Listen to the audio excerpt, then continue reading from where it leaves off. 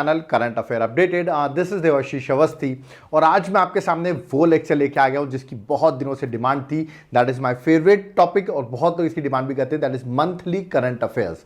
और आज कौन सा मंथ कंप्लीट हो गया, सबको पता है अप्रैल मंथ कंप्लीट हो चुका है। तो इसकी कंप्लीट करंट अफेयर्स एक जगह कहां पर मिलेगी, वो है ये जगह। यहां पर मैं आपको पूरी अप्रैल मंथ की जो भी चीजें न्यूज में उन सबको कवर कर दिया है। तो अगर अभी तक आपने अप्रैल की कुछ भी नहीं देखा हुआ है तो इस लेक्चर को देख लो और लेक्चर देख के एग्जाम देने आप जा सकते हो। ओके, तो चलिए स्टार्ट करते हैं और देखते हैं अप्रैल मंथ 2024 की करंट अफेयर्स में क्या क्या चीजें इंपॉर्टेंट है। बट मैं आपको एक चीज बता दूं लेक्चर स्टार्ट करने से पहले, आप ये देखिए हमारी 10 मंथली करंट अफेयर्स है जहां पर आप देख सकते हैं जुलाई 2023 से लेकर अप्रैल तक की सारी करंट अफेयर्स। याद रखिएगा जो भी इसमें भी मेंशन है वो सब कुछ मैंने एक पर्टिकुलर बुकलेट में प्रोवाइड कर रखा है। ठीक है, तो इसकी आप अगर सॉफ्ट कॉपी बाय कर लेते हो आप आराम से घर में प्रिंट करा लो इसको। ठीक है, और पूरी पिछली 10 मंथ की करंट अफेयर्स पढ़ के एग्जाम देने चले जाना और कोई दिक्कत नहीं आएगी। जैसे यूपीएससी का एग्जाम जून में है, बहुत सारे स्टेट पीसीएस के एग्जाम जून में है, एसएससी वगैरह के एग्जाम जून में, और भी अदर एग्जाम्स जून जुलाई अगस्त में है। ठीक है, तो उस टाइम पर ये करंट अफेयर्स आपको हेल्प करेगी।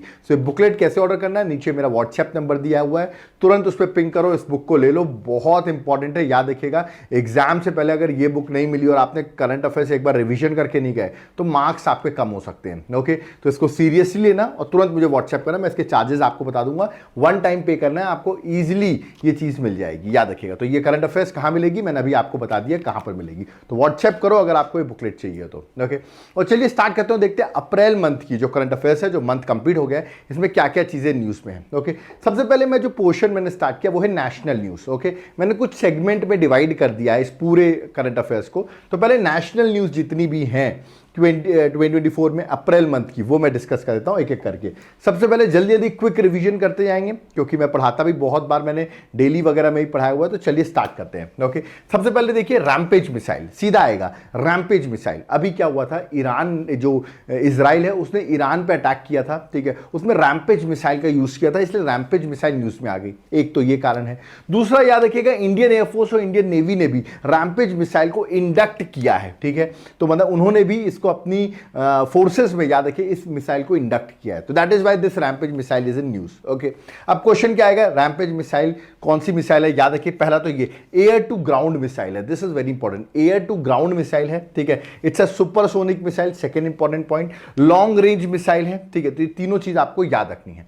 और इसको डेवलप किसने किया, इजराइल ने किया है। अराउंड आप 150 kg एक्सप्लोसिव इस मिसाइल से ले जा सकते हैं। ठीक है, सो दिस इज इंपॉर्टेंट क्योंकि इंडिया में भी अब ये न्यूज में आ गया है। वैसे तो इजराइल ने अटैक किया था जो ईरान में, उसमें यूज किया था, बट अभी इंडिया के पर्सपेक्टिव से इंपॉर्टेंट हो गई है। ठीक है, याद है इसको डेवलप किसने किया, इजराइल ने। ओके, चलिए नेक्स्ट करंट अफेयर्स में आता है। नेक्स्ट क्या है, नेक्स्ट है इंडिया का फर्स्ट, याद रखिए India first multipurpose green hydrogen pilot project जो है वो इनॉग्रेट किया गया है हिमाचल प्रदेश में। कहां पर, हिमाचल प्रदेश में इनॉग्रेट किया गया है। और आप कह रहे होंगे सर किस कंपनी, कौन कंपनी इसको बना रही है, इसको बना रही है SJVN, फुल फॉर्म बताऊं तो सतलुज जल विद्युत निगम जो है वो इसको डेवलप कर रही है। ठीक है, और कहां पर, हिमाचल प्रदेश में। कहां पर, याद रखिएगा आपने बहुत फेमस हाइड्रो पावर प्रोजेक्ट सुना होगा, Nathpa Jhakri hydro power project. Okay, 1500 megawatt का हाइड्रो पावर प्रोजेक्ट है हिमाचल प्रदेश में। यहीं पर याद रखिएगा first multipurpose green hydrogen pilot project जो है वो स्टार्ट किया गया है। ठीक है, तो ऑफ कोर्स ग्रीन एनर्जी को हम किस तरह प्रमोट कर रहे हैं, दिस अ ग्रेट थिंग। और ये मल्टीपर्पज इसलिए, पहले तो ये एनर्जी जनरेट करेगा, इलेक्ट्रिसिटी जनरेट करेगा, ये बात तो सही है।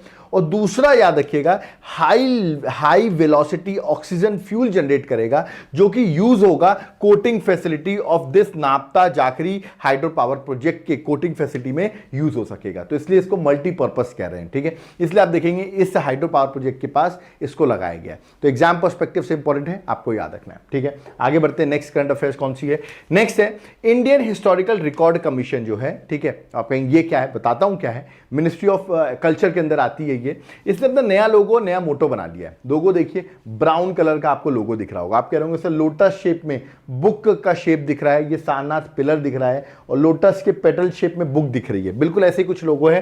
तो याद देखिएगा लोटस पेटल शेप्ड पेजेस बने हुए हैं, आप यहां पर देख सकते हैं। बीच में आप देख रहे होंगे सारनाथ का पिलर बना हुआ है और ब्राउन कलर की जो है वो थीम है। तो ये नया इनका लोगो बन गया है और नया मोटो भी बन गया है इंडियन हिस्टोरिकल रिकॉर्ड कमीशन का, वो है where history is preserved for the future.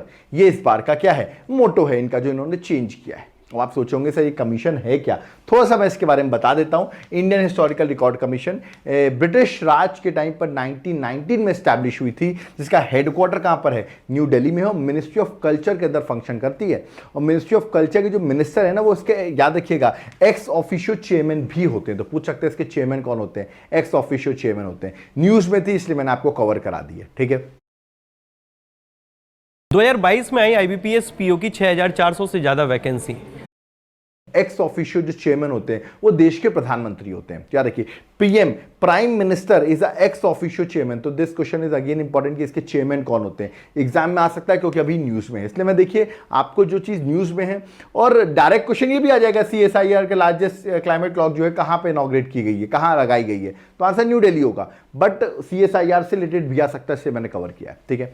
Next आप देखेंगे गेपांग घाट, ठीक है। गेपांग घाट लेक जो है वो न्यूज में है, ठीक है। मैं बताऊंगा क्यों न्यूज में है। ये पहली बात है कहां पर, ये है हिमाचल प्रदेश में। याद रखिएगा ये इसलिए न्यूज में क्योंकि सैटेलाइट की कुछ इमेजेस से पता चला है कि ये जो ग्लेशियर लेक्स हैं, ठीक है, अलग अलग जगहों पे, सिक्किम में भी आप देखते हैं बहुत सारी हैं, हिमाचल प्रदेश में है, इनका साइज जो है वो एक्सपैंड कर रहा है, मतलब इनकी साइज बढ़ रही है, ठीक है।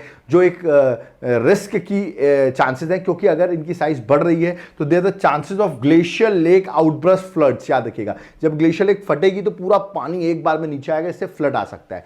सिक्किम में हम देखते हैं बहुत बार ये एक्टिविटी होती है, दैट इज GLOFS। याद रखिए ग्लेशियर लेक आउटब्रस्ट फ्लड्स, अभी आपने न्यूज में भी सुना होगा, बहुत बार ये देखा गया है, ठीक है। तो रिस्क है इसकी, तो अभी न्यूज में है, और ये लेक का एक एग्जाम्पल दिया है उन्होंने, ठीक है। ऑफकोर्स सैटेलाइट इमेजेस से इसरो ने एग्जाम्पल दिया है कि ऐसा हो रहा है, तो आपको इसको ध्यान देने की जरूरत है। तो ये आपको याद रखना है, पूछ सकते हैं ये लेक कहां पर है, you have to mark the answer, Himachal Pradesh में, ओके। चलिए नेक्स्ट देखिए, जो पॉइंट फ्रेम में न्यूज होंगे उनको पॉइंट में कवर करते जाएंगे। जैसे कि Rashtriya Raksha university, national defence academy, Gandhinagar Gujarat में, मैं आपको बता दूं, उसने MOU साइन किया है स्टारबस्ट एरोस्पेस के साथ, जो कि फ्रांस बेस्ड कंपनी है, ओके। उसके साथ MOU साइन किया है for what, for innovation in aerospace defence and security. तो सीधा पूछा सकता है किसके साथ साइन किया है, तो आंसर आता है स्टारबस्ट एरोस्पेस ऑफ फ्रांस, ओके। पहली चीज तो ये।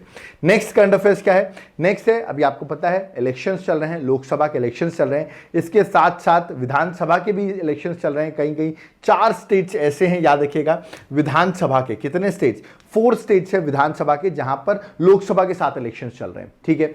तो आपको मुझे कमेंट बॉक्स में बताना है, मैं आपको 2 स्टेट्स बता रहा हूं, बाकी 2 स्टेट्स आप मुझे बताएंगे कि कहां पर ये इलेक्शन चल रहे हैं, ठीक है। एक है आंध्र प्रदेश, एक है उड़ीसा, 2 मैंने आपको बता दिए। अब 2 नॉर्थ ईस्ट के स्टेट्स हैं, वो आप मुझे कमेंट बॉक्स में बताइए, जहां पर विधानसभा के भी इलेक्शन चल रहे हैं लोकसभा के साथ साथ।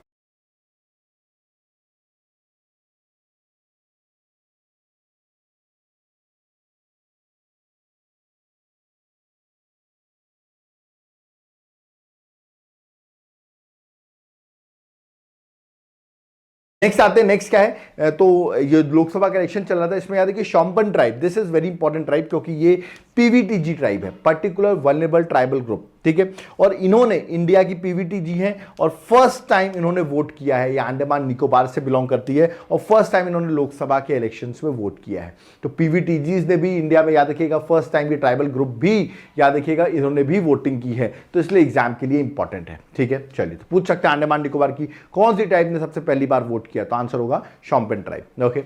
चलिए next, prime minister Narendra Modi ji ने इनॉग्रेट किया है 2558th भगवान महावीर निर्वाणा महोत्सव। ये महोत्सव कहां इनॉग्रेट किया, ये किया उन्होंने भारत मंडपम, न्यू दिल्ली में, ओके। और मैं आपको बता दूं, आपको भगवान ये महावीर जी के बारे में पता होगा कि 24th तीर्थंकरा थे, याद रखिएगा। आपने जैनिज्म अगर पढ़ा होगा, बुद्धिज्म जैनिज्म हिस्ट्री में, तो आपने इनके बारे में पढ़ा होगा, ठीक है। तो याद रखिएगा, इनका भी भगवान महावीर निर्वाणा महोत्सव जो है वो न्यू दिल्ली में सेलिब्रेट किया गया, और मोदी जी ने इनॉग्रेट किया है, that is more important, okay. Next, Longte festival, सीधा पूछा गया फेस्टिवल किस स्टेट का है, ये फेस्टिवल है अरुणाचल प्रदेश का, और इसको निशी ट्राइब जो है वो सेलिब्रेट करती है। तो याद रखिए अरुणाचल प्रदेश का है, और निशी ट्राइब जो है वो सेलिब्रेट करती है, ओके। आगे बढ़ते हैं, नेक्स्ट आते हैं। नेक्स्ट इंपॉर्टेंट है, सेंट्रल गवर्नमेंट ने कमिटी बनाई है LGBTQ कम्युनिटी के लिए, याद रखिएगा, उनके वेलफेयर के लिए, और इस कमिटी को चेयर कर रहे हैं, मतलब एलजीबीटी की बेनिफिट कम्युनिटी वेलफेयर के लिए जो कमिटी बनाई है उसको चेयर कर रहे हैं देश के कैबिनेट सेक्रेटरी जिनका नाम है राजीव गौबा। ओके, तो राजीव गौबा जो है वो इसके चेयरमैन है इस कमेटी के, ठीक है। और मैं आपको बता दूं एक्चुअली कमेटी क्यों बनाई गई। एक केस चला था 2023 में, आपने शायद सुना होगा, Supriya Chakraborty versus union of India case 2023, जहां पर यह रखा गया था कि गवर्नमेंट नहीं चाहती थी, इंडियन गवर्नमेंट, कि इनकी एलजीबीटी कम्युनिटी जो है उनकी मैरिजेस जो है, सेम सेक्स मैरिजेस जो हैं वो लीगलाइज किया जाए, ठीक है। उसके अगेंस्ट थी गवर्नमेंट, बट यहां पर केस था कि उनको सेम सेक्स मैरिज अलाउ करना चाहिए, ठीक है। बट सुप्रीम कोर्ट ने फाइनली जो जजमेंट आई उसमें सुप्रीम कोर्ट ने बोला कि इनके वेलफेयर की जरूरत है, याद रखिएगा, इनके जो कंसर्न्स है एलजीबीटी क्यू के, याद रखिएगा, इनके कंसर्न्स जो हैं, इनके साथ जो दिक्कतें हैं, उनके वेलफेयर के लिए जरूर गवर्नमेंट को वर्क करना चाहिए। बट उन्होंने ये मना कर दिया था कि, याद रखिएगा, सेम सेक्स मैरिज को लीगलाइज करने से सुप्रीम कोर्ट ने भी रिजेक्ट कर दिया था। ओके, और ये 3-2 से जजमेंट आई थी, मतलब 3 लोगों ने रिजेक्ट किया था, 2 लोगों ने बोला था होना चाहिए। ओके, तो 3-2 से रिजेक्ट हो गया था, याद रखिएगा। तो ये केस इन्होंने बोला था कि उनकी वेलफेयर के लिए कमेटी होनी चाहिए, तो उसी को देखते हुए अभी सरकार ने एक नई कमेटी स्टैब्लिश भी की है। ओके, तो ये केस भी बड़ा इंपॉर्टेंट है एग्जाम पर्सपेक्टिव से। ओके, नेक्स्ट है जस्टिस अनिरुद्ध बोस जो है वो अभी रिसेंटली डायरेक्टर अपॉइंट हुए हैं नेशनल जुडिशियल एकेडमी जो कि भोपाल में है। तो नेशनल जुडिशियल एकेडमी के नए डायरेक्टर हैं अनिरुद्ध बोस। ओके, नेक्स्ट है पारादीप पोर्ट। पारादीप के पोर्ट के बारे में आपको पता होगा जो उड़ीसा में है, अभी ये बन गया है emergence as India top cargo handling port. तो पूछ सकते हैं इंडिया का टॉप कार्गो हैंडलिंग पोर्ट कौन सा है, तो आपको लगना उड़ीसा का port, that is Paradip port. Okay, आगे बढ़ते हैं। नेक्स्ट है प्राइम मिनिस्टर नरेंद्र मोदी जो हैं, बता दूं इंदिरा गांधी के बाद सेकेंड ऐसे प्राइम मिनिस्टर हैं जो कि न्यूज वीक के कवर पेज में आए हैं, ठीक है। आप कहेंगे न्यूज वीक क्या एक यार के मैगजीन है, अभी इनको इन्होंने मोदी जी ने इंटरव्यू भी दिया है, और ये जो न्यूज वीक है यूएसए बेस्ड है। ओके, और इंदिरा गांधी के बाद सेकंड प्राइम मिनिस्टर की यहाँ पर कवर पेज में फोटो लगाई गई है, तो इंपॉर्टेंट हो सकता है, पूछ सकते हैं आपसे।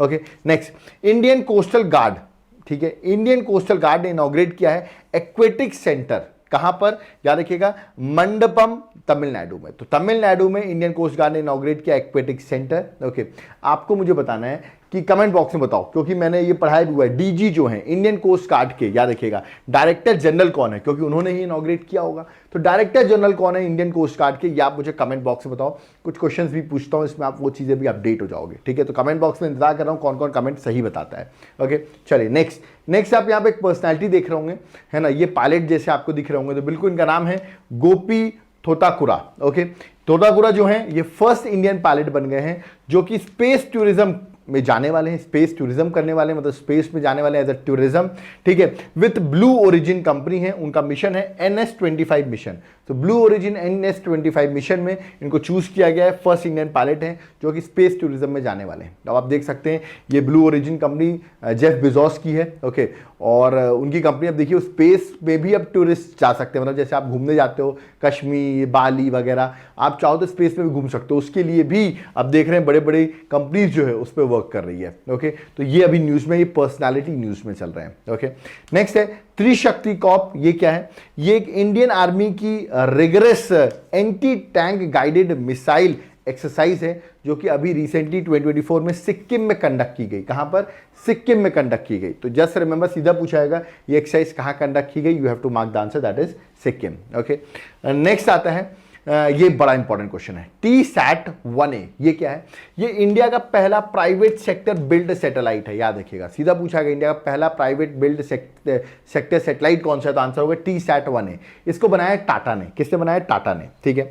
तो याद रखिए दिस द, और इसको कोलैबोरेशन किया है टाटा की ही सब्सिडरी है, टाटा एडवांस सिस्टम लिमिटेड, जिसको आप TASL कहते हैं, उसने, याद रखिएगा, सैटेलॉजिक के साथ कोलैबोरेशन करके ये डेवलप किया है TSAT-1A। ओके, और इसका वेट मैं बता दूं लेस देन 50 kg है, और लो अर्थ ऑर्बिट में इसको छोड़ा गया है। और कहां से वो भी बता देता हूं, ये सैटेलाइट को लॉन्च किया है कैनेडी स्पेस सेंटर जो कि फ्लोरिडा में है, और ये 7 अप्रैल को US से लॉन्च किया गया था। ओके, तो ये आपको याद रखना। और ये सैटेलाइट जो है ये डिलीवर करेगा high resolution optical satellite images, तो आपको याद रखना high resolution optical satellite images जो है, ठीक है, ये आपको याद रखना है, ये सैटेलाइट डिलीवर करेगा।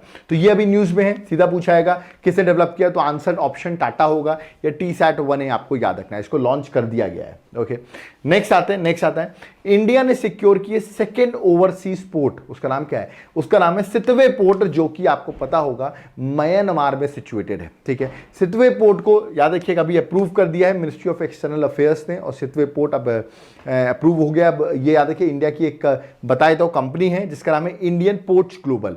ये कंपनी जो है फुली ओन्ड बाय है ministry of port shipping and waterways. Okay, और इसी कंपनी को मैं बता दूं, लास्ट टाइम ईरान का छाबर पोर्ट का भी ऑपरेशन इसी को मिला था। अब ये सेकंड ऑपरेशन, आप कह सकते हैं कि सेकंड ओवरसीज पोर्ट जो है वो भी इसको मिल गया है, और वो मिल गया है ये सितवे पोर्ट। ठीक है, तो दोनों अब जो है ये कंपनी जो है वो ऑपरेट कर रही है। तो ये बड़ा इंपॉर्टेंट रहता है कि इंडिया को सिक्योर हो गया, ऑपरेशनल कंट्रोल हो गया सितवे पोर्ट का भी, और छाबर पोर्ट जो ईरान में है वो तो ऑलरेडी मिल चुका था। ठीक है, अब एक बात याद रखना आपको, ये जो सितवे पोर्ट है, ठीक है, सितवे पोर्ट की लोकेशन आप देख सकते हैं म्यांमार में ये सिचुएटेड है। ये आपको एक प्रोजेक्ट पढ़ा होगा आपने, बड़ा इंपॉर्टेंट है, Kaladan multi modal transit transport project. Okay, इसी प्रोजेक्ट के अंदर सितवे पोर्ट को डेवलप किया जा रहा है, और इसका ऑपरेशन सभी इंडिया के हाथ में है। ठीक है, मैंने पढ़ाया हुआ प्रीवियस लेक्चर्स में, आई होप आपने पढ़ा होगा Kaladan multi modal transit transport project. नहीं पढ़ा तो जरूर पढ़िएगा, एग्जाम पर्सपेक्टिव से इंपॉर्टेंट है। किस तरह नॉर्थ ईस्ट हम पहुंच रहे हैं थ्रू सी रूट, और फिर म्यांमार के साथ हम नॉर्थ ईस्ट इंडिया पहुंच रहे हैं। ठीक है, चलिए नेक्स्ट पे आते हैं। नेक्स्ट क्या है, नेक्स्ट है मनसुख मांडविया, आपको बताओ देश के हेल्थ मिनिस्टर हैं। इनका प्लान है कि हम यूरिया का जो इंपोर्ट है वो 2025 तक, याद रखिएगा, इसको एंड कर देंगे। तो देखते हैं ये प्लान सक्सेसफुल हो पाता है कि नहीं, बट टारगेट पूछ सकते हैं कब तक का, टारगेट रखा है 2025 तक का। ठीक है, नेक्स्ट देखिए, 19th एनुअल मीटिंग हुई है सेक्रेटरीज ऑफ सिक्योरिटी काउंसिल की, ओके, ऑफ SCO। तो SCO शांघाई कोऑपरेशन ऑर्गेनाइजेशन की, याद रखिएगा, सिक्योरिटी की मीटिंग हुई है, सिक्योरिटी काउंसिल की मीटिंग हुई है सेक्रेटरीज की, और इंडिया का डेलीगेशन लेड किया है अजीत डोवल ने। आपको पता होगा इंडिया के नेशनल सिक्योरिटी एडवाइजर हैं, वो NSA हैं, और उन्होंने, याद रखिएगा, इस इंडिया के डेलीगेशन को लीड किया। ये हो रहा था अस्ताना, याद रखिए, कजाकिस्तान में, अस्ताना कजाकिस्तान में ये एनुअल मीटिंग हो रही थी, और हमारी इंडिया के साइड से अजीत डोवल जो देश के नेशनल सिक्योरिटी एडवाइजर हैं, उन्होंने अटेंड किया है। ओके, नेक्स्ट आपने सुना होगा, जब भी मैं DRDO की बात करता हूँ तो आपके जाएंगे चंदीपुर आता है, उड़ीसा में, सर, जहाँ से टेस्टिंग होती है सारी। अब इतना ज़्यादा लोड है चंदीपुर टेस्टिंग में, याद रखिए, उड़ीसा में। तो एक और टेस्टिंग का नया जगह डिसाइड की गई है वेस्ट बंगाल में, याद रखिएगा, जुनपुट विलेज है वेस्ट बंगाल में, जहां पर एक नया टेस्ट सेंटर DRDO स्टैब्लिश कर रहा है। ठीक है, क्योंकि टू मच वर्कलोड रहता है चांदीपुर उड़ीसा में, तो एक नया टेस्ट सेंटर जो है वो वेस्ट बंगाल में डेवलप कर रहा है। तो यार कि अभी एक उड़ीसा में है, अब वेस्ट बंगाल में डेवलप किया जा रहा है। This is very very important, क्योंकि सीधा क्वेश्चन आएगा, इंडिया का first gene therapy for cancer जो है वो अभी लॉन्च किया है, और इसको लॉन्च किया हमारे देश की प्रेसिडेंट द्रौपदी मुर्मू जी ने। ठीक है, इंडिया का first home grown gene therapy, याद रखिएगा, फॉर कैंसर, और कहां लॉन्च किया, IIT बॉम्बे में 4 अप्रैल 2024 में। तो कहां लॉन्च किया भी पूछ सकता है, IIT बॉम्बे। इंडिया का first home grown gene therapy for cancer, cancer की ट्रीटमेंट के लिए देख सकते हैं हम कितना वर्क कर रहे हैं। इसका नाम रखा है, ग्राउंड ब्रेकिंग ट्रीटमेंट का नाम है CAR-T, याद रखिए, कार्ट सेल थेरेपी। ठीक है, जो हमारे कैंसर के लिए जो हम बैटल कर रहे हैं उसके लिए एक बहुत इंपॉर्टेंट ब्रेक थ्रू मिला है। ठीक है, तो इंडिया का पहला जीन थेरेपी फॉर कैंसर, याद रखना, आपको लॉन्च कर दिया गया, द्रौपदी मुर्मू जी ने IIT बॉम्बे से लॉन्च किया है। ओके, नेक्स्ट है, ये देखिए, प्रत्यूष पूछ सकते हैं, प्रत्यूष क्या है।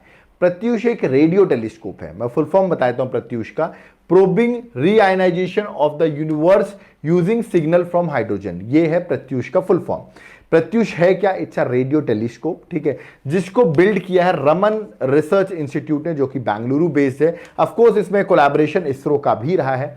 और ये है क्या, प्रत्यूष रेडियो टेलीस्कोप का काम क्या है। देखिए, इस टेलीस्कोप जो प्रत्यूष है, इसको डिप्लॉय किया जाएगा मून के फार साइड में। ठीक है, इसको वहां पर फार साइड में डिप्लॉय किया जाएगा। ऑफ कोर्स आफ्टर जो इनिशियल एडजस्टमेंट है अर्थ की ऑर्बिट होने के बाद, इसको मून के फार साइड में डिप्लॉय किया जाएगा।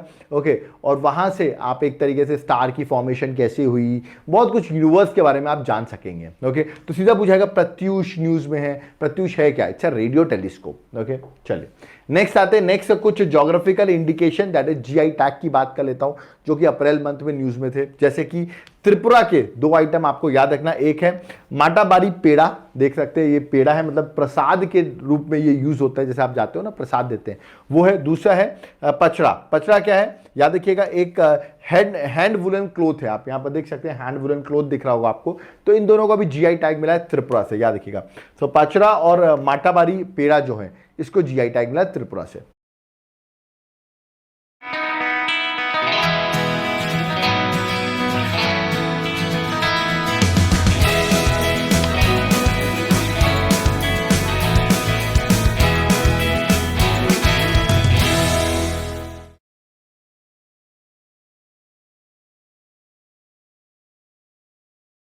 ठीक है, दूसरा अप्रैल मंथ में याद रखिएगा जो जीआई टैग मिला है वो बुंदेलखंड रीजन यूपी की मैं बात कर रहा हूं, है ना। यहां पर याद रखिए कटिया गेहूं, कटिया गेहूं को जीआई टैग दिया गया है, याद रखिएगा। तो पूछ सकते हैं ये कटिया गेहूं कहां से जीआई टैग मिला है, उत्तर प्रदेश से, ठीक है।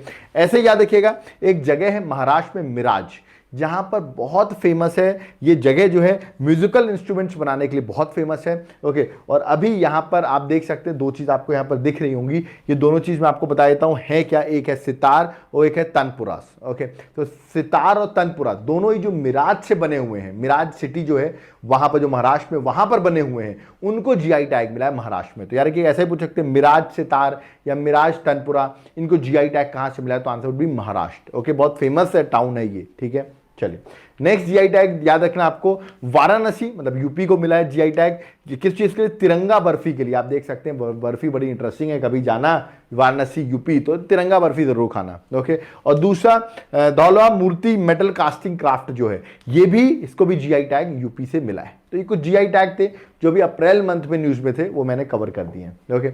आगे बढ़ते हैं, नेक्स्ट आते हैं इंडिया का पहला transshipment port. This is a very great thing कि इंडिया का खुद का ट्रांसशिपमेंट पोर्ट हो गया है। एक्चुअली ट्रांसशिपमेंट पोर्ट का मतलब क्या होता है, याद रखिएगा जहां पर बड़ी शिप्स आती हैं यहां पर आकर छोटी छोटी शिप्स में कार्गो को अनलोड किया जाता है, फिर छोटी छोटी शिप्स बाकी पोर्ट्स में जाती हैं।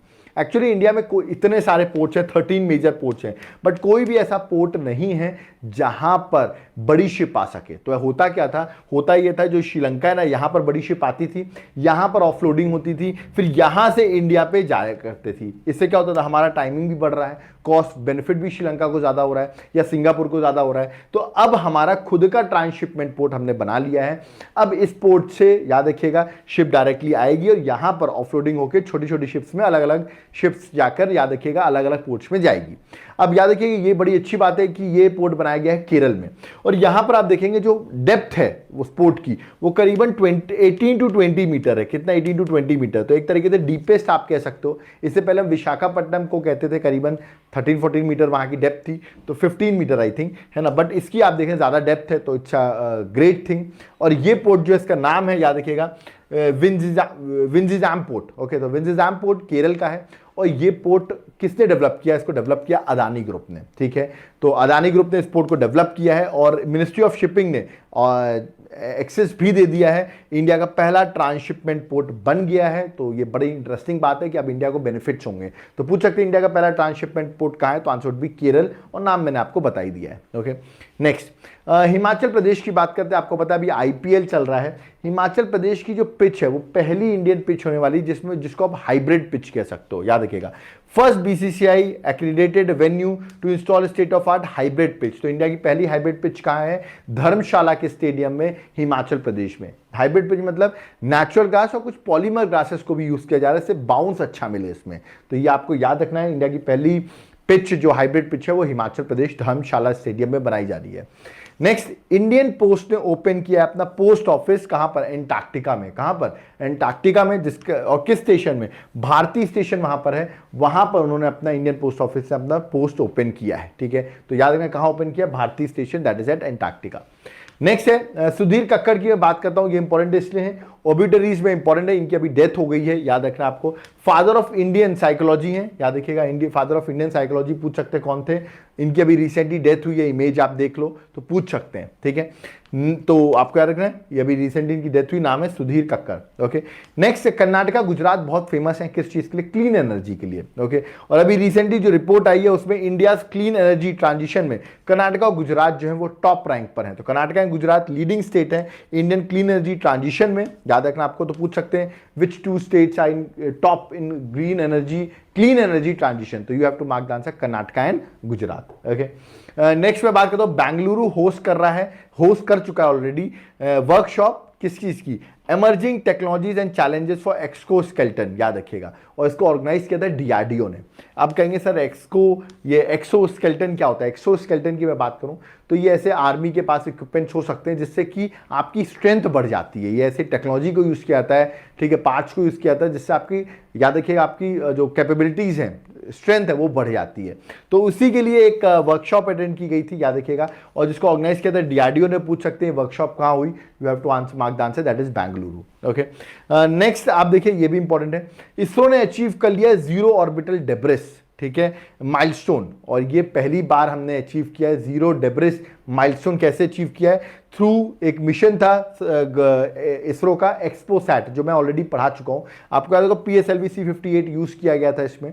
अब होता क्या है, जब लॉन्चिंग व्हीकल स्पेस में पहुंचते हैं तो लॉन्चिंग व्हीकल का जो लास्ट स्टेज रहता है वो स्पेस में ही रह जाता है, जिसकी वजह से डेब्रिस इकट्ठा हो जाता है उस स्पेस में। इस बार क्या है, इस मिशन में क्या किया गया था कि जो एक्सपोसैट का लास्ट लॉन्चिंग व्हीकल का लास्ट पार्ट था, जिसका नाम रखा गया पोएम 3। ओके, इस लास्ट स्टेज को क्या दिया गया, इसको भी कुछ वर्किंग दे दी गई, इसने भी वो काम किया और ये डी ऑर्बिट होके, याद रखिए, अर्थ के एटमॉस्फेयर में वापस एंटर कर गया, ना कि ये स्पेस पे रह गया। तो स्पेस डेब्रिस जो हमारा जीरो का टारगेट था, याद रखिएगा, ठीक है, वो इस मिशन से अचीव हुआ है, ठीक है, हमने ये चीज पहली बार करके दिखाई है। ओके, तो ये आपको याद रखना है, एग्जाम में पूछ सकते हैं कि किससे हमने ये चीज अचीव की। ओके, नेक्स्ट बात करते हैं, आईआईटी मद्रास ने लॉन्च किया है, पूछ सकते हैं कि इस आईआईटी ने लॉन्च किया है इंडिया का पहला मोबाइल मेडिकल डिवाइस, ठीक है, कैलिब्रेशन फैसिलिटी। याद रखिए, India IIT Madras launches India's first mobile medical device calibration facility. समझो, कैलिब्रेशन फैसिलिटी जो भी आपके इक्विपमेंट्स होते हैं उसको टेस्टिंग करने को हम कहते हैं कैलिब्रेशन फैसिलिटी। ओके, जो भी इक्विपमेंट्स होते हैं, ठीक है, उसको चेक करने के लिए उसको होता है कैलिब्रेशन फैसिलिटी। तो आईआईटी मद्रास ने लॉन्च किया है। ओके, नेक्स्ट आप एक एक्सरसाइज देखेंगे, इसका नाम है पूर्वी लहर। ओके, ये एक्सरसाइज इसलिए इंपॉर्टेंट है, इस एक्सरसाइज को इंडियन नेवी ने कंडक्ट किया है। इंडियन नेवी की ईस्टर्न कमांड जो है, जिसका हेडक्वार्टर विशाखापट्टनम में है, उसने इस एक्सरसाइज को कंडक्ट किया, इसका नाम है पूर्वी लहर। तो पूछ सकते हैं पूर्वी लहर कहां पर है, ये एक्सरसाइज कहां पे हुई है, तो याद रखिएगा अलोंग द ईस्ट कोस्ट। मैंने अभी बताया आपको, ईस्टर्न कमांड इंडियन नेवी ने इस एक्सरसाइज को कंडक्ट किया। तो ऑप्शन में या तो ईस्टर्न कमांड पूछेंगे कि किसने कंडक्ट किया, या तो इंडियन नेवी आपसे ऑप्शन दिया जाएगा। ओके, आगे बढ़ते हैं, नेक्स्ट है, आप देखिए यहां पर एक फेस्टिवल है, सीधा पूछा जाएगा फेस्टिवल किस स्टेट में सेलिब्रेट किया जाता है। 34th एडिशन था Seng Khihlang festival, that is the festival of Meghalaya. सीधा पूछा है कहां का फेस्टिवल है, you have to mark the answer, that is Meghalaya. Okay, आगे आप देखिए अर्थ डे। अच्छा, ये तो मैंने बता ही दिया आपको कि अर्थ डे में जो 22 अप्रैल को था, वहां पे CSIR के हेडक्वार्टर में, याद रखिएगा, सबसे बड़ी क्या बनाई गई है, क्लॉक। अभी मैंने डिस्कस किया था, क्लाइमेटिक क्लॉक जो है वो इंस्टॉल की गई है। तो ये तो मैं ऑलरेडी डिस्कस कर चुका हूं, ठीक है। चलिए आगे बढ़ते हैं, नेक्स्ट आते हैं, नेक्स्ट है गगन शक्ति 2024। अब कहेंगे गगन शक्ति क्या है, 10 दिन की एक्सरसाइज थी जो अप्रैल मंथ में हुई है, गगन शक्ति एक्सरसाइज, जिसको इंडियन एयरफोर्स ने कंडक्ट किया है। ओके, ऑफ कोर्स अपनी कैपेबिलिटीज, प्रिपेयर्डनेस दिखाने को, और ये एक्सरसाइज हुई है कहां पर, जैसलमेर राजस्थान में। तो पोखरण की फील्ड फायरिंग रेंज है जैसलमेर, जहां पर ये एक्सरसाइज राजस्थान में कंडक्ट की गई है। ओके, नेक्स्ट है IMT ट्राइलेटरल एक्सरसाइज, जिसको आप ट्राइलेट 24 भी कह सकते हैं। ये एक्सरसाइज में 3 कंट्रीज ने पार्टिसिपेट किया है, इंडिया, मोजाम्बिक और तंजानिया, जो कि ट्राइलेटरल एक्सरसाइज थी, जो कि मोजाम्बिक में ये एक्सरसाइज कंडक्ट की गई है। ठीक है, ये सेकेंड एडिशन था इस एक्सरसाइज का, ठीक है, जो कि 2024 में हुई, और मैंने भी आपको बताया मोजाम्बिक में ये एक्सरसाइज कंडक्ट की गई है। तो इंपॉर्टेंट है, पूछ सकते हैं कौन सी 3 कंट्रीज ने पार्टिसिपेट किया है। नेक्स्ट देखिए, प्रोजेक्ट आकाश तीर। ये क्या है प्रोजेक्ट आकाश तीर? देखिए, आपने देखा होगा अभी यूक्रेन रशिया का वॉर हो रहा है, ठीक है। तो जैसे इस वॉर में हमें कुछ सीखने को मिला, जब वॉर होता है तो देखिए आपके ग्राउंड में, ठीक है, जो आर्मी लड़ती है, ठीक है, अब मान लो वो लड़ रही है और अभी दूसरी कंट्री ने क्या किया, वहां पर अपने ड्रोन छोड़े और जाके सीधे वहां बॉम्ब गिरा दिए, तो आपकी आर्मी तो बेचारी जो ग्राउंड पे लड़ रही है उसके तो बहुत बुरे हाल हो जाएंगे, उनको प्रोटेक्ट कौन करेगा? तो इसी को देखते हुए प्रोजेक्ट आकाश तीर लॉन्च किया गया, जो कि हमने यूक्रेन और रशिया की वॉर में देखा। ओके, तो इसमें प्रोजेक्ट आकाश तीर में क्या है, इसको डेवलप किया, पहले बता दूं, भारत इलेक्ट्रॉनिक्स लिमिटेड ने। ठीक है, लेट अस सपोज आपकी आर्मी जो है वो लड़ रही है, ठीक है, ग्राउंड में, तो अगर इस पर याद रखिए कोई ड्रोन से अटैक या कोई मिसाइल से अटैक करेगा, तो आपका प्रोजेक्ट आकाश तीर क्या करेगा, it's an state of art initiative enabling monitoring of low level air space, क्या देखिएगा। तो अगर कोई भी अटैक करेगा तो ये उस पर तुरंत एक्टिव हो जाएगा और उसको डिस्ट्रक्ट कर देगा। मतलब आपकी जो आर्मी लड़ रही है उसको दिक्कत नहीं होगी, मतलब ड्रोन से कोई अटैक कर दे। तो ये है आकाश तीर, याद रखिएगा। इंडियन आर्मी बैटल एरियाज में low level air space monitor करेगा और अगर कोई मिसाइल या कोई ऐसी एक्टिविटी हो रही है तो तुरंत एक्टिव हो जाएगा और आपकी आर्मी को प्रोटेक्ट करेगा, क्योंकि वो उस पर तुरंत, जैसे मान ली वहां से कोई मिसाइल लॉन्च हुई, ड्रोन से अटैक हुआ, तो ये एक्टिव हो जाएगा और ये उस पर क्रैश करके उसको खत्म कर देगा। तो आपकी आर्मी जो ग्राउंड बैटल में लड़ रही है उसको दिक्कत नहीं होगी। ये है प्रोजेक्ट आकाश। हमारी डिफेंस में आप देखिए बहुत सारी डेवलपमेंट हो चुकी है ऑलरेडी। नेक्स्ट है वर्ल्ड का largest single location copper manufacturing plant कहां पर है? तो यार कि मुंद्रा गुजरात में है, ठीक है। और ये ओन कौन करता है? अदानी ग्रुप ओन करता है, ठीक है।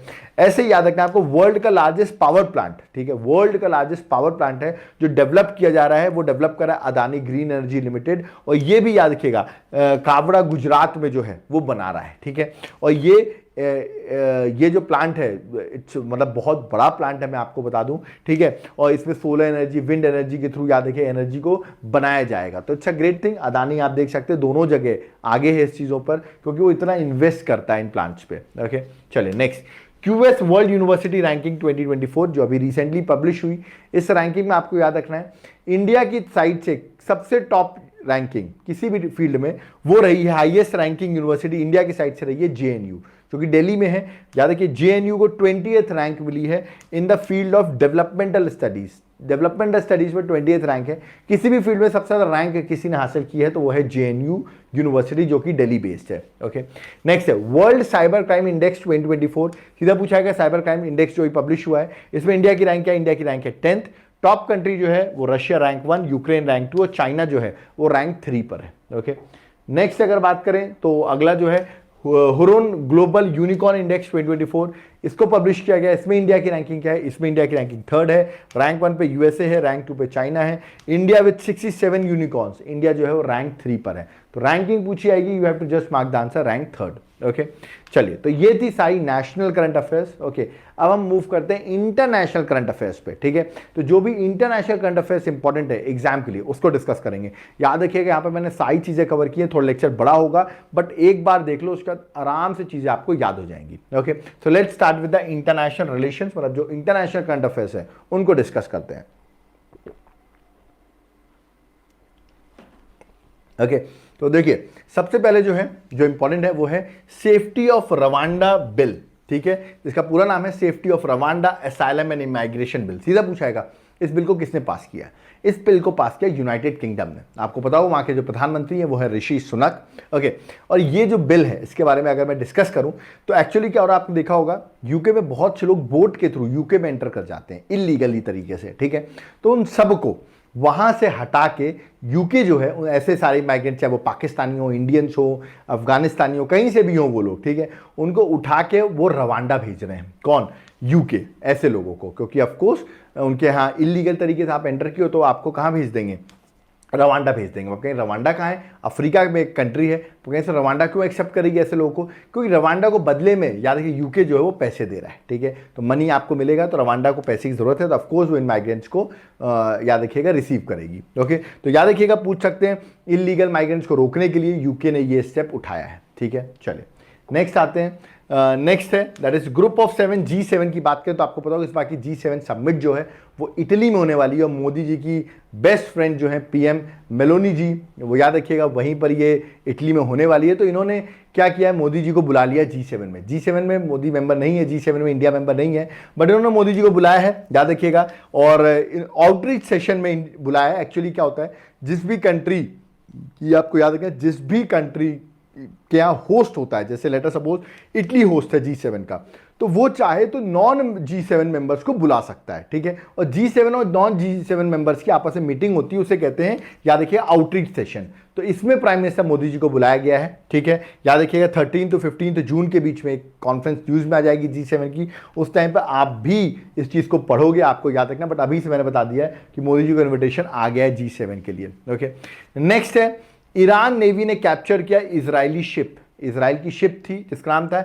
MSC Aries. ओके, इस शिप को उन्होंने स्ट्रेट ऑफ हॉर्मुज जो है याद रखिएगा, state of that is Hormuz जो है, स्टेट ऑफ हॉर्मुज याद रखिएगा, जो पर्शियन गल्फ और गल्फ ऑफ ओमान को कनेक्ट करता है, यहीं पर वो शिप थी। यहाँ पर मैक्सिमम बता दूं 17 क्रू मेंबर्स थे, उनमें से नहीं सॉरी 23 क्रू मेंबर्स थे, बट 17 क्रू मेंबर्स इंडियंस थे। ओके, और इसलिए एग्जाम के लिए इंपॉर्टेंट होता है, 17 इंडियन क्रू मेंबर्स थे और वो इस शिप में थे और उनको भी पकड़ लिया है ईरान ने, क्योंकि आपको पता हो ईरान और इजराइल का इशू चल रहा है। ये शिप इजराइल की थी याद रखिएगा, बट ईरान ने इसको कैप्चर कर लिया है। इसमें एक वुमेन थी जिसको रिलीज भी कर दिया है ईरान ने। ओके, इंडियन जो थी।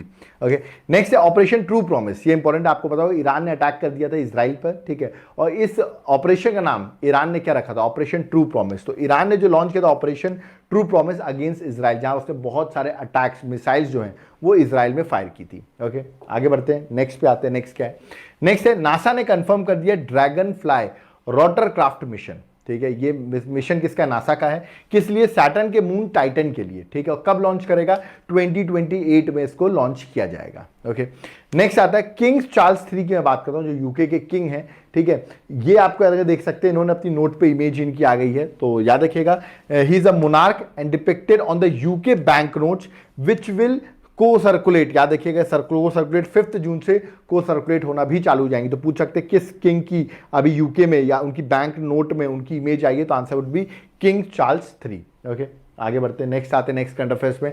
नेक्स्ट आप देख सकते हैं बेंडिक्सन आपको दिख रहे हैं, ये अभी रिसेंटली आइसलैंड के, याद रखिए यहाँ पे मैंने लिखा नहीं, आप मेंशन कर दीजिएगा, आइसलैंड के नए पीएम बने हैं। ठीक है, तो बेंडिक्सन जो इमेज मैं आपको दिखाता हूं, he became the prime minister of Iceland. Okay, आगे अगर बात करें तो आप देख सकते हैं पेटर पेलेग्रिनी है, ये अभी प्रेसिडेंट बने हैं स्लोवाकिया। स्लोवाकिया आपको पता होगा यूरोप की कंट्री है, वहां के प्रेसिडेंट अपॉइंट हुए हैं। ओके, नेक्स्ट बढ़ते हैं, दुबई जो है, दुबई कंस्ट्रक्ट करा वर्ल्ड का सबसे बड़ा एयरपोर्ट। ओके, जिसका नाम है अल मखतूम इंटरनेशनल एयरपोर्ट, जो कि यूएई में होगा, ऑफकोर्स दुबई में होगा। ओके, और लार्जेस्ट होगा, करीबन 400 गेट्स होंगे इस एयरपोर्ट में, है ना। 260 मिलियन पैसेंजर्स एनुअली यहां पर आएंगे। ओके, 5 रनवेज होंगे, बहुत कुछ याद रखिएगा इसमें होगा। जस्ट रिमेंबर कि वर्ल्ड का सबसे लार्जेस्ट एयरपोर्ट जो है, इंटरनेशनल एयरपोर्ट जो है, वो दुबई बना रहा है अल मखतूम इंटरनेशनल एयरपोर्ट को। Okay, next, this is very important, Iraq parliament ने याद रखिएगा क्रिमिनलाइज कर दिया है किसको, सेम सेक्स रिलेशनशिप को। सेम सेक्स अगर आपका रिलेशनशिप है तो इराक पर आपको 15 साल तक की सजा हो सकती है, याद रखिएगा। तो किस कंट्री ने पास किया है, इराक ने पास किया है, याद रखना है। ओके, नेक्स्ट है पहला इंटरनेशनल, और देखिए एक जगह आप देख रहे हैं सेम सेक्स को क्रिमिनलाइज किया जा रहा है, और यहां पे देखिए first international rainbow tourism conference हो रही है 2024 की, जो कि नेपाल में हो रही है, जिसका एजेंडा क्या है, एलजीबीटी फ्रेंडली टूरिज्म डेजिग्नेशन, मतलब एलजीबीटी का फ्रेंडली टूरिज्म डेजिग्नेशन होना चाहिए, वो घूमे अपना। तो ये देखिए, ये कह रहे हैं, प्रमोट कर रहे हैं एक साइड एलजीबीटी को। ईरान में आप देख, इराक में मैंने अभी आपको बताया, वहां पे स्ट्रिंजेंट लॉ बनाया जा रहा है। तो देखिए अलग अलग कॉन्ट्राडिक्टरी वर्ल्ड में आपको सिचुएशंस देखने को मिलती हैं। ओके, ओशियन डिकेड कॉन्फ्रेंस 2024, जो कि अभी बार्सिलोना स्पेन में हुई, याद रखिए कहां पर हुई, बार्सिलोना स्पेन में। ओके, नेक्स्ट, इंडियन एम्बेसी जो कुवैत में है, उसने अनाउंस किया है कि पहली बार first ever Hindi radio broadcast जो है वो कुवैत में स्टार्ट होगा, जिससे कि ऑफ कोर्स इंडिया और कुवैत के रिलेशंस बेटर होंगे। ओके, नेक्स्ट, जो हमारे आर्मी के चीफ हैं मनोज पांडे जी, ओके, उन्होंने अभी रिसेंटली हाईटेक आईटी लैब जो है वो इनॉग्रेट की है, कहां पर, academy of armed forces Uzbekistan. Uzbekistan में उन्होंने रिसेंटली इस चीज को इनॉग्रेट किया है, तो इंपॉर्टेंट रहता है। हम देखिए उज्बेकिस्तान से हमारे रिलेशंस अच्छे हैं। ओके, नेक्स्ट है रोमानिया ने वर्ल्ड की मोस्ट पावरफुल लेजर को रिवील किया है, और बता दूं ये उन्होंने रिवील किया ऑन द, जो उनके ऑलरेडी जिस पर नोबेल प्राइज मिल चुका है, on the ground breaking invention of Nobel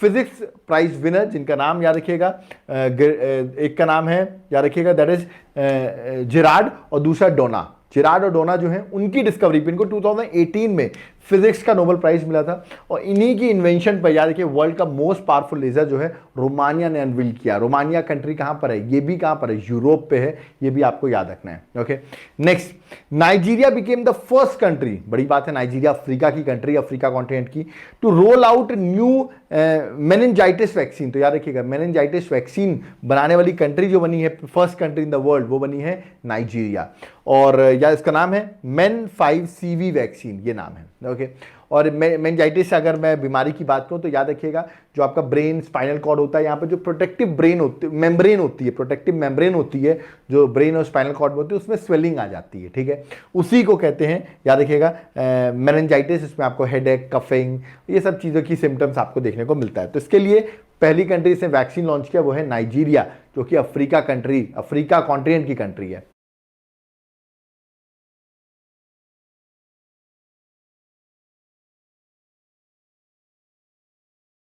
world future energy summit 2024 जो कि हो रही है अबू धाबी में। कहां हो रही है?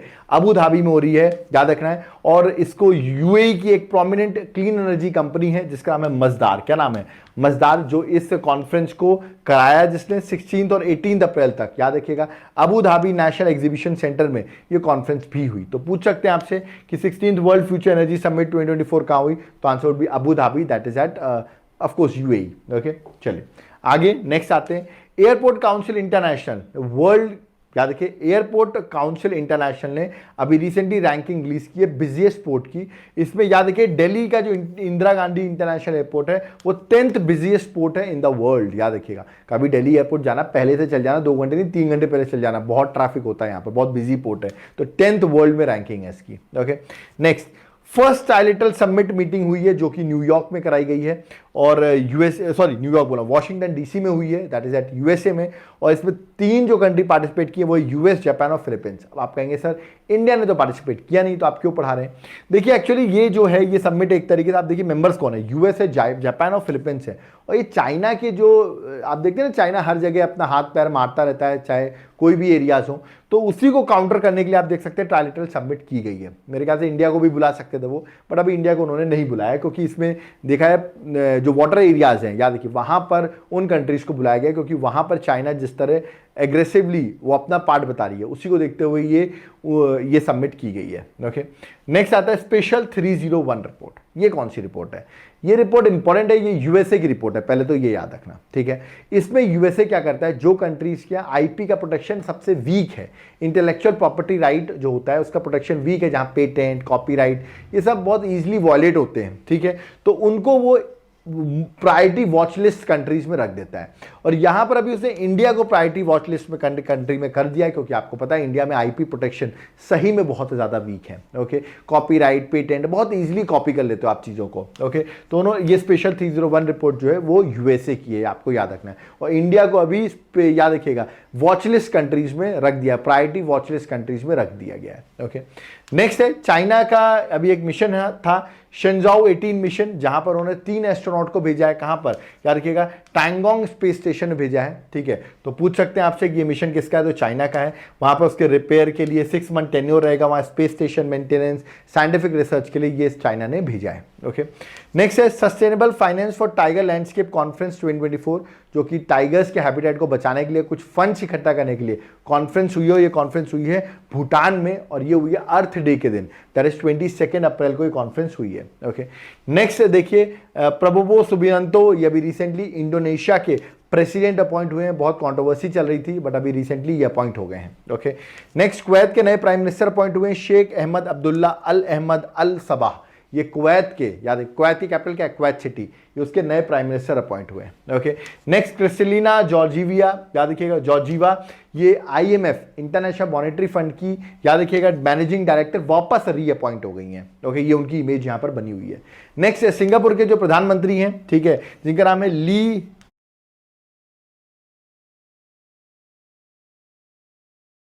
हैं, और उन्होंने बोला 15 मई को वो फाइनली प्राइम मिनिस्टरशिप से रिजाइन कर देंगे और नए प्राइम मिनिस्टर बनेंगे जिनका नाम है लॉरेंस वुंग। तो लॉरेंस वुंग जो है नए प्राइम मिनिस्टर होंगे सिंगापुर के, तो इसलिए अभी रिसेंटली न्यूज में था इसलिए मैंने आपको बताया। ओके, साइमन हैरिस बन गए हैं आयरलैंड के यंगेस्ट पीएम, तो यार कि आयरलैंड के youngest PM Simon Harris. Abdel Fattah al Sisi, याद रखिए 3rd टाइम बन गए इजिप्ट के प्रेसिडेंट, याद रखिएगा इजिप्ट के प्रेसिडेंट 3rd टाइम ये बने हैं।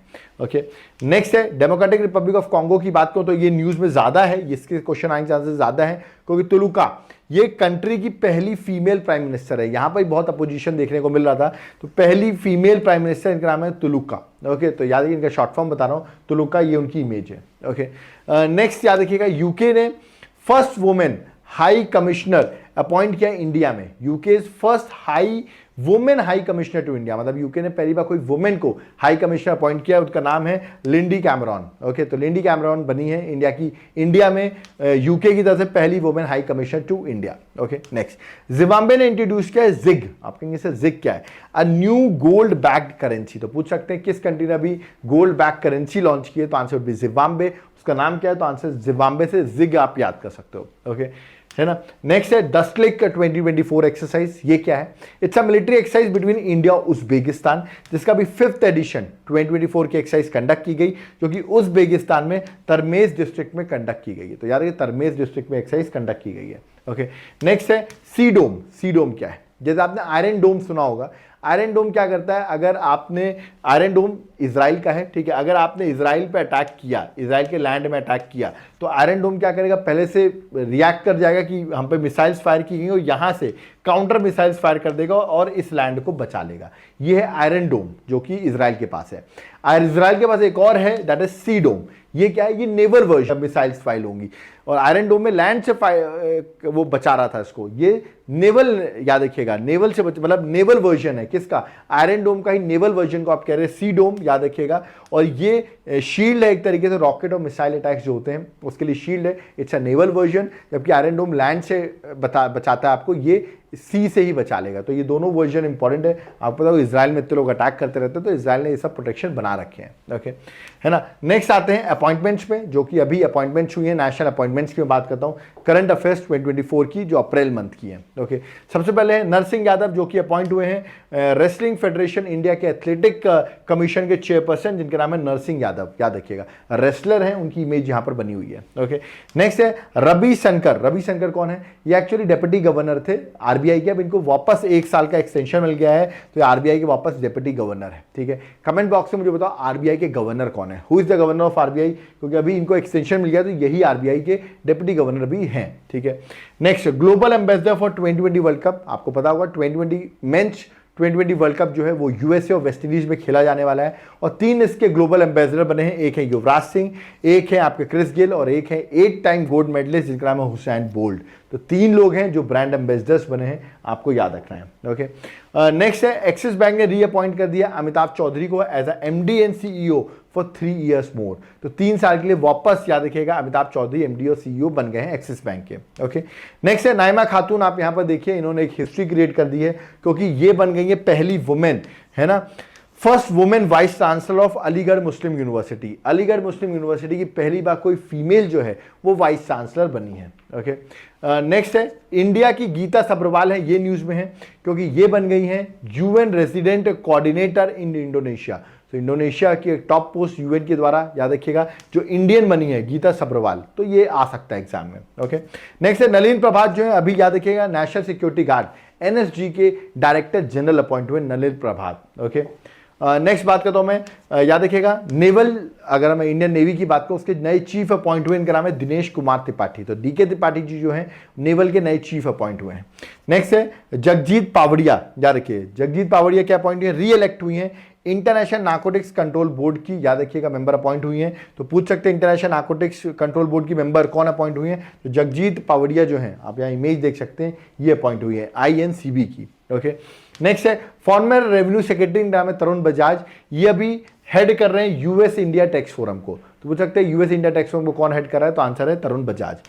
फॉर्मर जज है, इनका नाम है नाजमी वजीरी। ओके, इनको ग्रीन जज भी बोला जाता है, अब तो रिटायर्ड हो गए, बट अभी इनको एक कमिटी का हेड बनाया गया है for Delhi forest protection. Delhi के फॉरेस्ट प्रोटेक्शन के लिए इनको, याद रखिएगा, अभी हेड बनाया गया है। ठीक है, और ये वैसे भी ग्रीन जज के नाम से फेमस है, उन्होंने बहुत वर्क किया है दिल्ली में ग्रीनरी के लिए। ओके, नेक्स्ट है मनीष शाह, ये अपॉइंट हुए चेयरमैन एनसीडीएफआई का, that is national cooperative daily federation of India limited के। याद रखिएगा, मनीष शाह जो हैं वो चेयरमैन अपॉइंट हुए हैं। Okay, next Rakesh Mohan. राकेश मोहन कौन है? He has been appointed as world bank economic advisor panel. तो world bank economic advisor panel में राकेश मोहन अपॉइंट हुए हैं। ओके, नेक्स्ट अगर बात करूं तो सिट्रन, आपको पता होगा, एक इंपॉर्टेंट कंपनी है, फ्रेंच बेस्ड कंपनी है जो कि कार मेकिंग कंपनी है।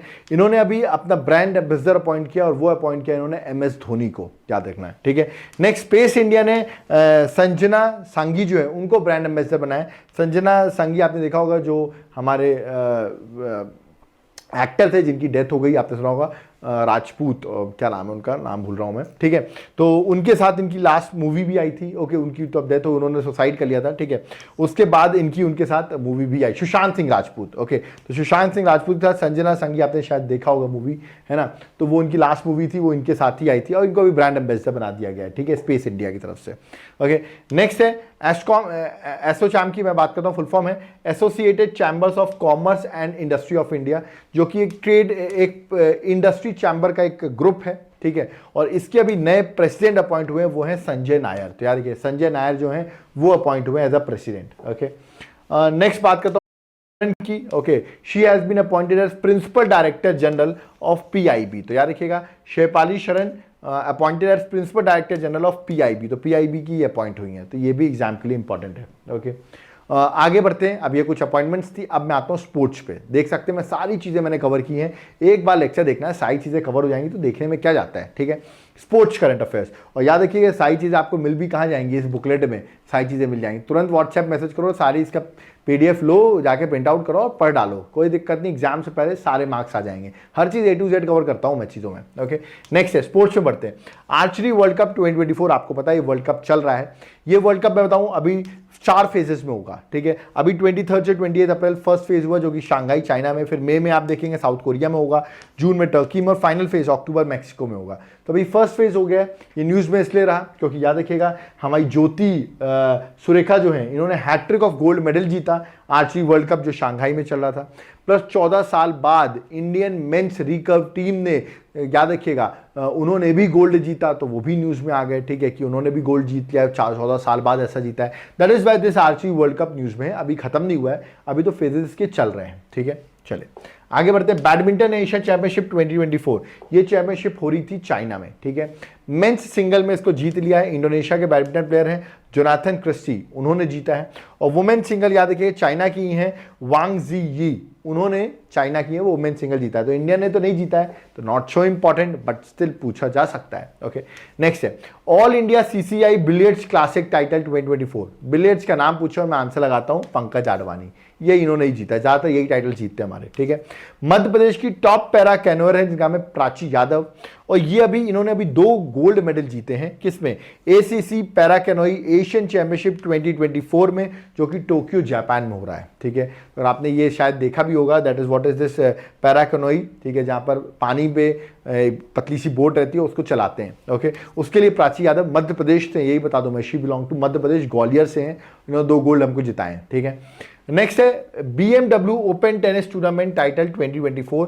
इंपॉर्टेंट इसलिए क्योंकि इसका जो डबल्स था वो हमारे एक इंडियन ने जीता है जिसका नाम है यूकी बामरी, उनके साथ साथ उनके फ्रेंच पार्टनर थे अल्बानो, उन्होंने मिलके 2024 BMW ओपन टेनिस टूर्नामेंट जो टाइटल है वो उन्होंने जीता है डबल्स में, ओके। तो इंपॉर्टेंट हो जाता है क्योंकि इंडियन पर्सनैलिटी ने जीता है, ओके।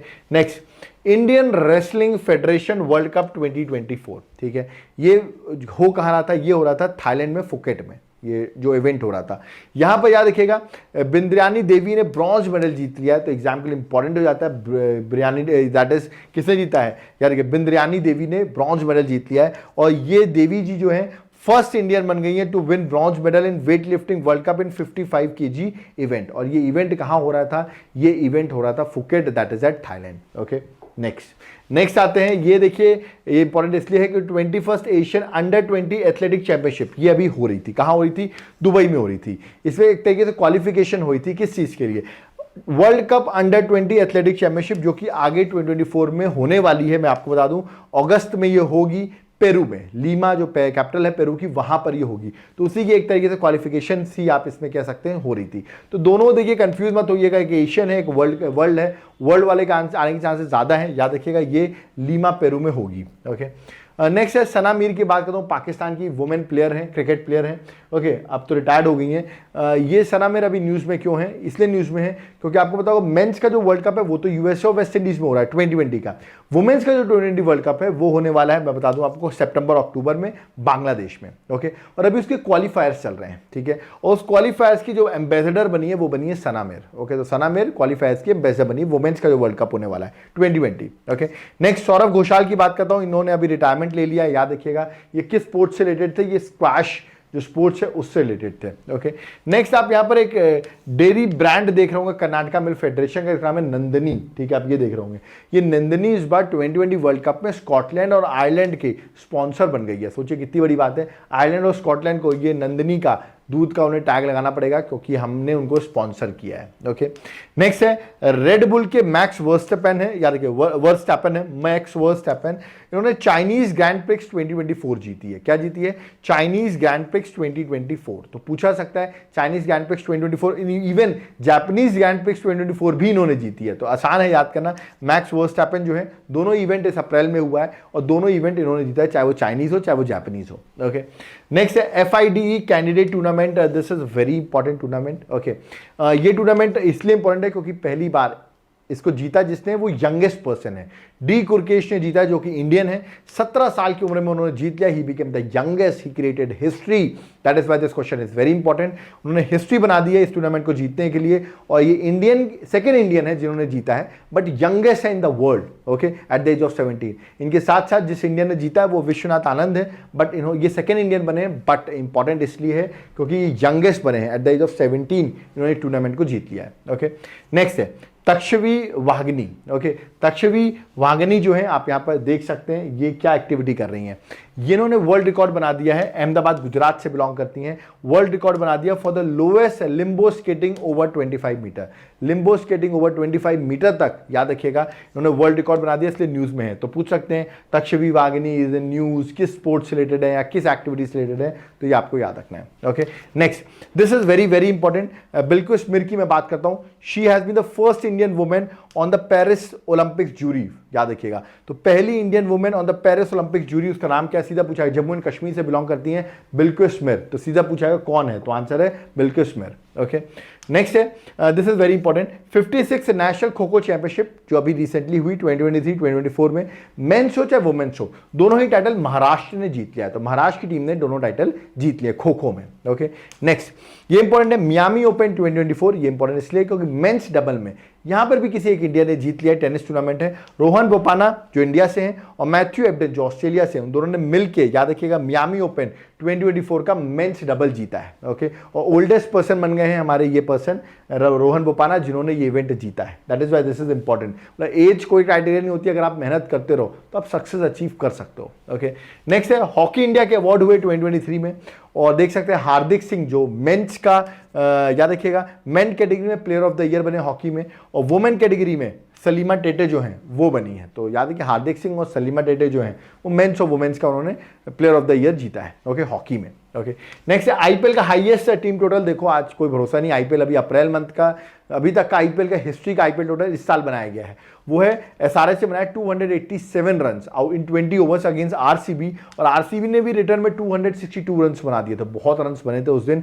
ये मैच हो रहा था बेंगलुरु के चिन्ना स्वामी स्टेडियम में। ओके, और अब हो सकता है रिकॉर्ड भी टूट जाए क्योंकि लोग कह रहे हैं 300 बनने वाले हैं। तो मुझे लग रहा है जिस तरह आरसीबी फॉर्म में आ गई है दोबारा, ठीक है, जाते जाते तो फॉर्म में आ गई, मजे तो दे ही रही है, तो लग रहा है अब आरसीबी ही इस जो 287 है इसका रिकॉर्ड तोड़ सकती है पिछले मैच को देखते हुए, और 300 रन का जो टारगेट है वो आरसीबी बना सकती है, मुझे ऐसा लगता है। बाकी आप बताइए कौन सी टीम 300 रन बना सकती है आईपीएल में। ओके, नेक्स्ट है नेशनल कैरम टाइटल 2024 जो कि मध्य प्रदेश कैरम एसोसिएशन ने ऑर्गेनाइज किया था।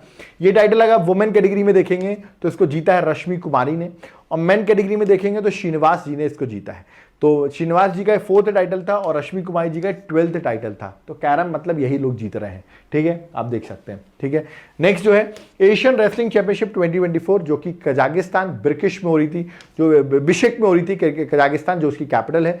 ये इवेंट 11 से 16 अप्रैल तक चला।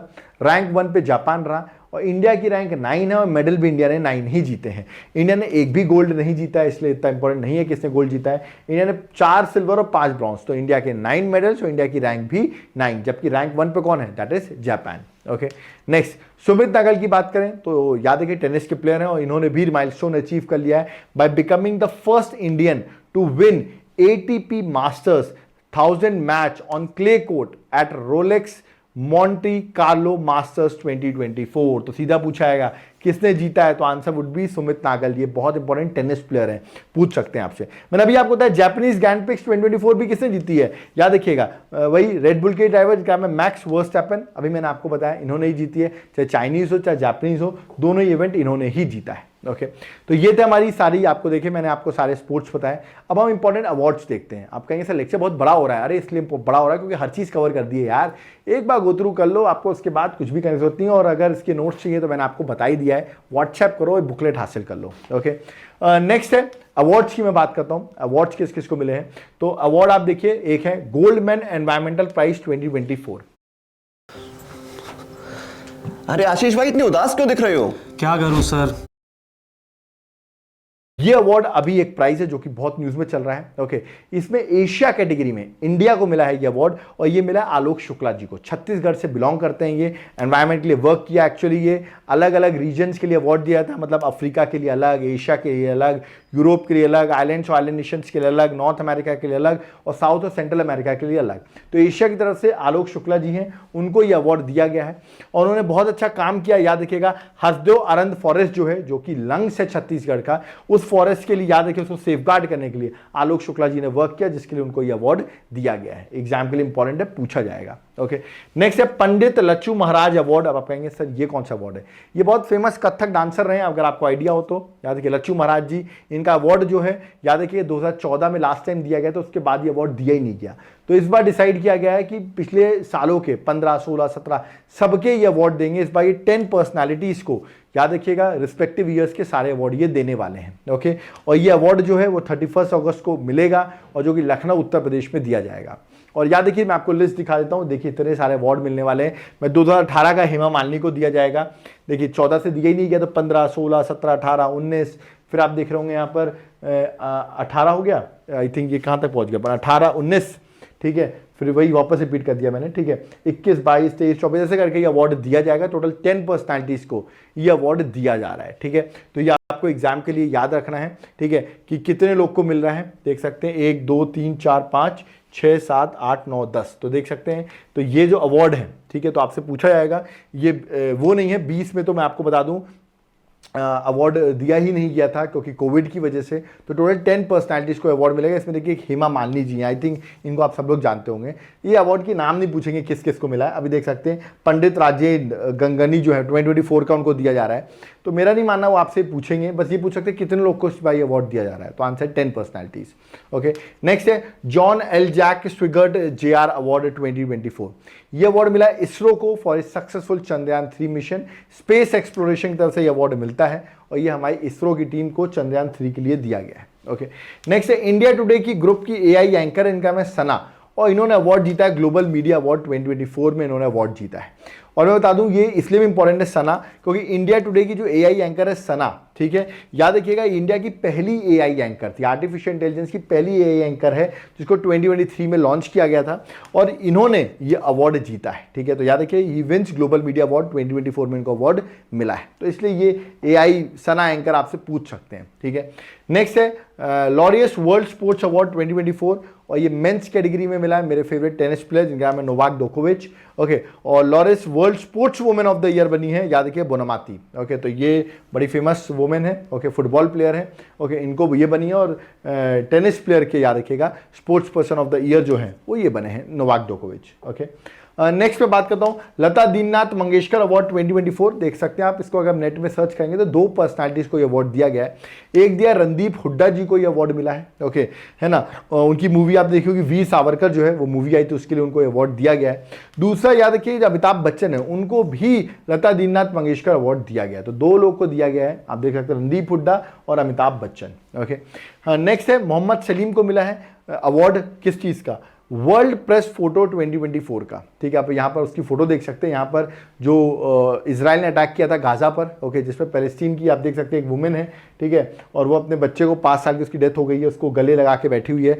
इस फोटो को क्लिक करने के लिए उनको ये अवार्ड दिया गया है, ओके। नेक्स्ट है पी सुब्बाराव, इनको अवार्ड मिला है Aryabhatta award for astronautics contribution. याद रखिए एस्ट्रोनॉटिक्स में कंट्रीब्यूशन के लिए, याद रखिए आर्यभट्टा अवार्ड जो है, याद रखिए पी सुब्बाराव को दिया गया। ये उनकी इमेज है, पी सुब्बाराव, ओके। नेक्स्ट है world best airport 2024। World best airport 2024 जो है स्काईट्रैक्स की वजह से, याद स्काईट्रैक्स की तरफ से दोहा के हमाद इंटरनेशनल एयरपोर्ट जो है वो वर्ल्ड का बेस्ट एयरपोर्ट बना है, याद रखिएगा, दोहा का हमाद इंटरनेशनल एयरपोर्ट। जबकि GMR हैदराबाद इंटरनेशनल एयरपोर्ट जो है उसको मिला है best airport staff in India and south Asia 2024। तो best airport staff in India and south Asia 2024 याद रखिएगा हैदराबाद के एयरपोर्ट को मिला, और ओवरऑल बेस्ट एयरपोर्ट जो है वो याद रखिएगा किसको मिला है, that is Hamad International airport, okay. Next है कन्नड़ की पोएट है ममता जी सागर, इनको प्रेस्टिजियस अवार्ड मिला है वर्ल्ड लिटरेरी प्राइज 2024। ये अवार्ड जो है याद रखिए वर्ल्ड ऑर्गेनाइजेशन ऑफ राइटर्स जो है उन्होंने ये अवार्ड प्रोवाइड किया है, कन्नड़ की हैं, याद रखिए कन्नड़ राइटर हैं, ओके। नेक्स्ट जैन आचार्य लोकेश मुनि जो है उनको अमेरिकन प्रेसिडेंट वॉलंटियर अवार्ड मिला है, अमेरिकन प्रेसिडेंटल वॉलंटियर अवार्ड आप यहाँ पर देख सकते हैं, उनको ये अवार्ड दिया गया है, ठीक है। नेक्स्ट अब मैं बात करता हूँ लास्ट सेक्शन में हम आ गए हैं अपने करंट अफेयर्स के इंपॉर्टेंट डेज एंड थीम्स की, ओके। तो इंपॉर्टेंट डेज और थीम्स कौन कौन सी रही उनको डिस्कस कर लेते हैं इस अप्रैल मंथ की। पहली है नेशनल मैरीटाइम डे 2024, 5 अप्रैल को सेलिब्रेट किया जाता है। थीम थी navigating the future safety first, याद रखना है, ठीक है। नेक्स्ट है नेशनल हैंडमेड डे 2024, ये फर्स्ट सैटरडे ऑफ अप्रैल को सेलिब्रेट किया जाता है, और इस बार वो दिन था 6 अप्रैल, ओके। तो 6 अप्रैल को सेलिब्रेट नहीं किया था, याद रखिएगा फर्स्ट सैटरडे ऑफ अप्रैल, तो जो भी डेट आएगी, तो इस बार 6 अप्रैल को था। थीम था बाय अ हैंडमेड प्रोडक्ट, इस बार की सिंपल सी थीम है। नेक्स्ट है वर्ल्ड हेल्थ डे 2024, ये 7 अप्रैल को हमने सेलिब्रेट किया, और थीम थी माय हेल्थ माय राइट, ये इसका आने के चांसेस थोड़े ज्यादा हैं, स्टार लगा रहा हूं मैं, ठीक है। नेक्स्ट था world heritage day 2024, again very important, 18 अप्रैल को सेलिब्रेट किया गया था। Disaster and conflicts through the lens of Venice charter, okay, ये इस बार की थीम थी, ओके। नेक्स्ट है नेशनल सिविल सर्विस डे, 21 अप्रैल को हम नेशनल सिविल सर्विस डे बनाते हैं, steel frame of our country, okay. Next है international mother earth day 2024, again very important, 22 अप्रैल को सेलिब्रेट करते हैं। थीम थी PP प्लैनेट वर्सेस प्लास्टिक, याद रखिए प्लैनेट वर्सेस प्लास्टिक जो इस बार की थीम थी। नेशनल पंचायती राज डे, ओके, पंचायती राज डे हम 24 अप्रैल को सेलिब्रेट करते हैं, क्योंकि 24 अप्रैल 1993 को जो कॉन्स्टिट्यूशन अमेंडमेंट हुआ था पंचायती राज का वो लागू हो गया था, ठीक है। नेक्स्ट जो है, नेक्स्ट कुछ भी नहीं है, बस खत्म हो गया यार, ठीक है। तो यहां पर हमारी सारी करंट अफेयर्स जितनी भी थी याद रखिएगा मार्च मंथ की बहुत जल्दी क्विक रिवीजन है मैंने कंप्लीट करा दी है, ठीक है। आप कहेंगे सर इसके